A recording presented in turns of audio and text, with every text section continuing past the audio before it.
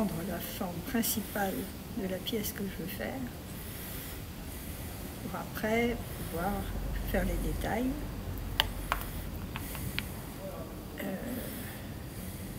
Donc je fais en cire, sans armature. Donc il faut que la cire soit relativement résistante, mais pas trop molle non plus, parce qu'on ne peut plus rien faire quand c'est trop. Et là, elle est pour l'instant parfaite, mais avec la chaleur de la main, elle devient rapidement trop molle. Enfin, pour l'instant, tout va bien. Donc là, voilà, c'est en fait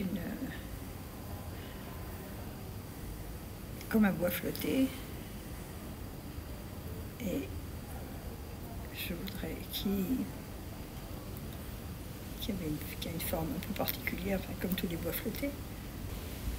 Parfois c'est très lisse et parfois c'est comme des lamelles qui se recoupent. Voilà, comme ça, les unes sur les autres. Et ce qui me permet de donner cette impression de vague un petit peu.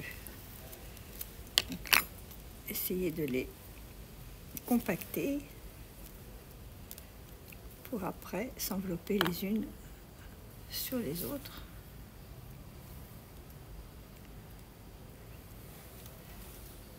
Avec une cire relativement souple.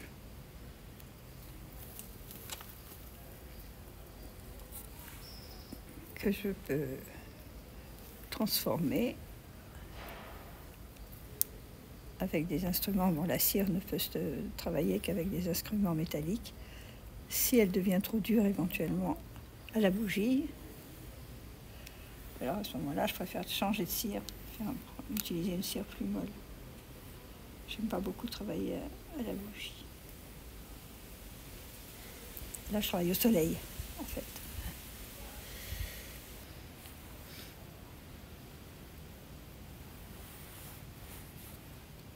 Alors, le modèle, c'est un très beau livre que j'ai acheté à la librairie du musée du Quai Branly. Et c'est le rapport entre la nature et l'art. Si par exemple j'arrive au bout de cette cire, je la fais faire en bronze.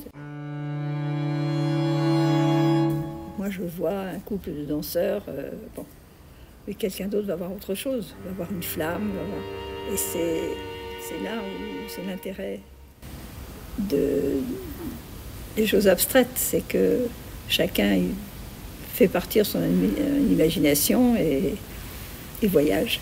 Et la pièce voyage. Sur un bout de bois comme ça, en fait, parce que finalement, ça n'est qu'un bout de bois, ou une racine, je ne sais plus. Chacun va y mettre son imaginaire et trouver qu'une partie est belle, pourquoi en haut, moi je vois un couple. Alors évidemment, j'interprète un peu, je figurative plus.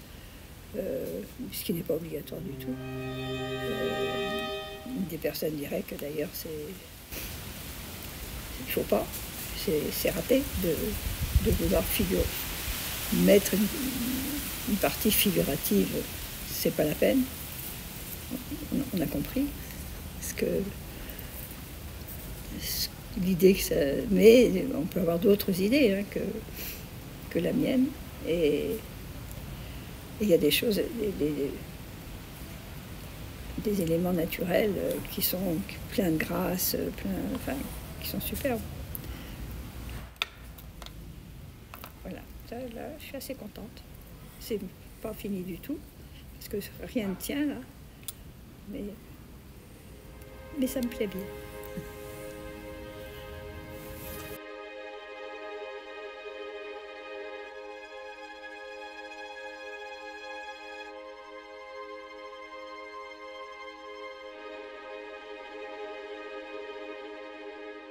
Alors, voilà la cire que je vais apporter à ma fendeuse pour la fonderie et à Bagnols-sur-Loire. Je vais donc prendre le train Gare de Lyon avec mon caddie. Et dans mon caddie, j'ai mes cires. Et je passe la journée ou 48 heures chez elle pour finaliser les pièces qu'elle vient de me fondre. Alors ça donne ça quand ça n'est ni patiné ni poli.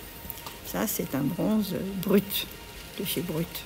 Par exemple, la Don Quichotte, le Donia Quichotte en l'occurrence, est fondu, on coupe le bras. Et ma fondeuse va faire les patines. Nous décidons de la couleur, noir, marron, vert, avec des reflets rouges, des reflets bleus, et beaucoup de verre de gris. Voilà. Ici, il y a des verres de gris plus ou moins clairs, plus ou moins verts, plus ou moins gris. Et pourquoi tu t'intéresses aux funambules? Je sais pas. C'est l'idée.